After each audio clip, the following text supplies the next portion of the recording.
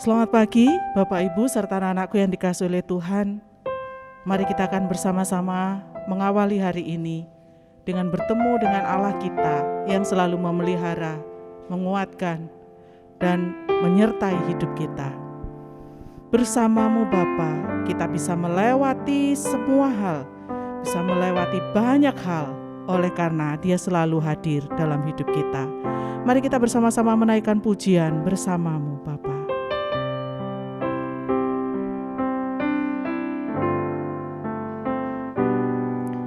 Engkau ada bersamaku di setiap musim hidupku. Tak pernah kau biarkan ku sendiri.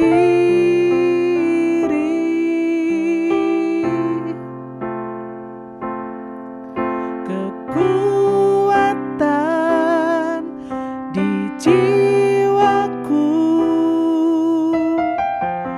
adalah bersamamu.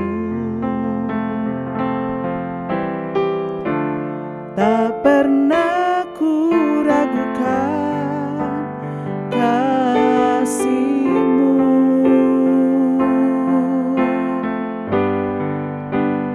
Bersamamu Bapa, ku lewati semua perkenanan-Mu yang teguhkan hatiku. Engkau yang bertindak, memberi pertolongan.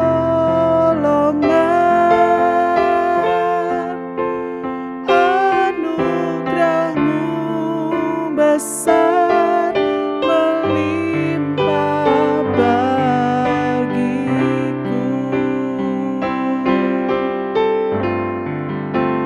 Bersamamu Bapa, ku lewati semua perkenanan-Mu yang teguhkan hatiku. Engkau yang bertindak, memberi pertolongan.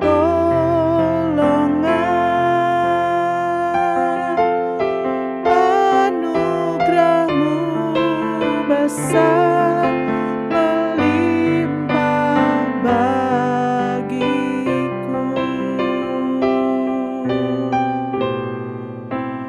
Anugerah-Mu besar melimpah bagiku. Mari kita berdoa. Kami bersyukur dan berterima kasih ya Tuhan untuk kasih dan pemeliharaan Tuhan dalam hidup kami. Biarlah di dalam situasi, kondisi yang terjadi di dalam bangsa dan negara kami ya Tuhan, kami boleh tetap mempercayai Engkau, Allah yang selalu hadir dan menyertai hidup kami. Bersamamu Bapa, kami akan tetap kuat. Bersamamu Bapa, kami bisa melewati semuanya. Terpujilah nama-Mu ya Tuhan. Berkati kami hari ini dengan firman-Mu yang akan menguatkan, menopang kami. Di dalam nama Yesus kami berdoa. Amin. Teman-temanku, mari kita bersama-sama membuka Alkitab kita di dalam Mazmur pasalnya yang ke-89. Saya akan membacakan mulai dari ayat yang ke-21 hingga ayat yang ke-25. Mazmur berkata demikian, "Aku telah mendapat Daud hambaku. Aku telah mengurapinya dengan minyakku yang kudus, maka tanganku tetap tetap dengan dia, bahkan lenganku akan meneguhkan dia.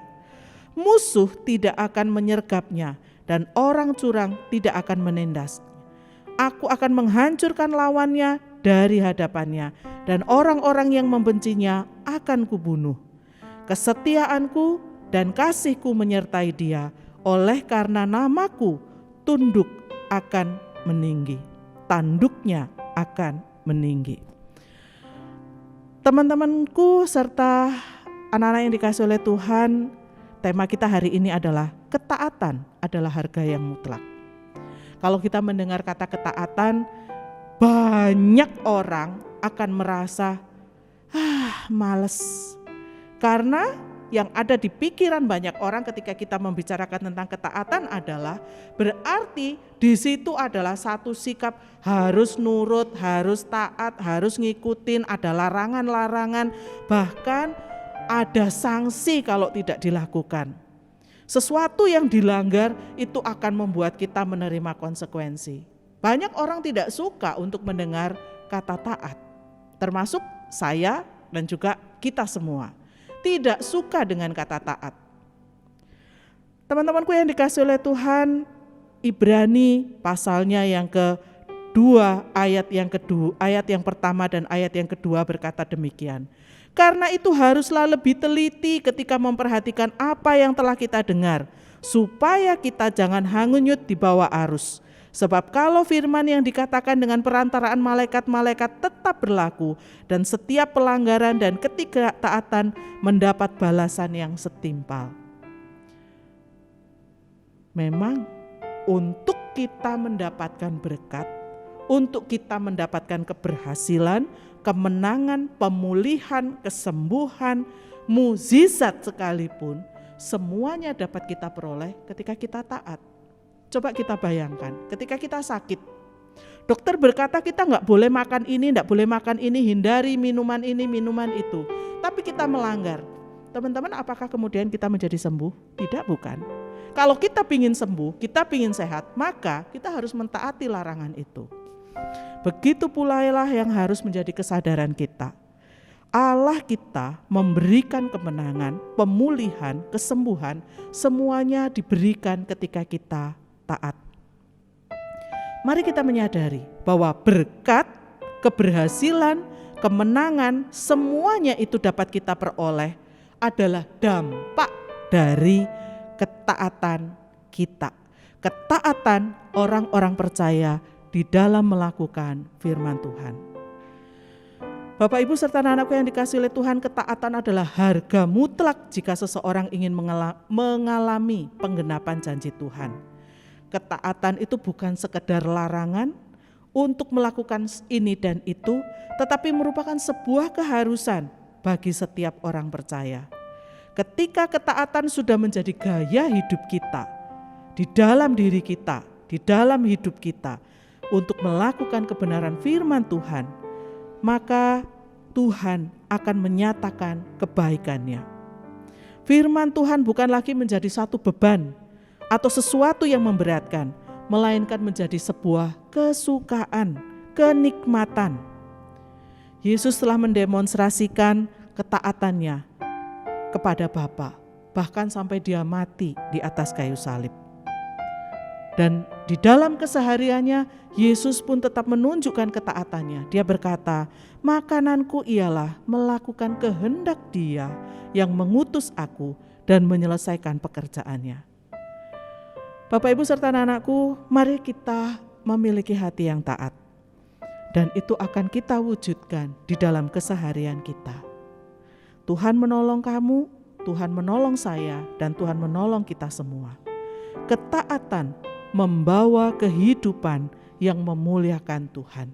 Ketaatan membawa kita kepada kehidupan yang memuliakan Tuhan. Mari kita berdoa. Syukur kepada Engkau ya Tuhan yang tidak henti-hentinya untuk mengingatkan kami hidup di dalam ketaatan. Terima kasih karena ketika kami bisa menikmati berkat Tuhan, ketika kami boleh menikmati kehidupan, kesehatan kami bisa menikmati seluruh berkat-berkat Tuhan, semuanya itu oleh karena Tuhan memberikannya sebagai wujud bagaimana Tuhan mengasihi kami dan juga menunjukkan sikap ketaatan kami. Tolonglah kami ya Tuhan, agar kami tidak menjadi orang-orang yang hanya meminta berkat, tetapi hidup kami jauh daripada Tuhan. Tetapi kami terlebih ya Tuhan, mampu untuk menunjukkan hidup yang benar, hidup di dalam ketaatan akan firman-Mu, yang menuntun kami, menaikkan syukur kami oleh karena berkat-berkat yang kami terima. Terima kasih Tuhan, hidup kami hari ini kami mau persembahkan kepada Tuhan. Di dalam nama Tuhan Yesus kami berdoa. Amin. Selamat pagi Bapak Ibu serta anak-anakku yang dikasihi oleh Tuhan. Selamat belajar, Tuhan memberkati kita hari ini.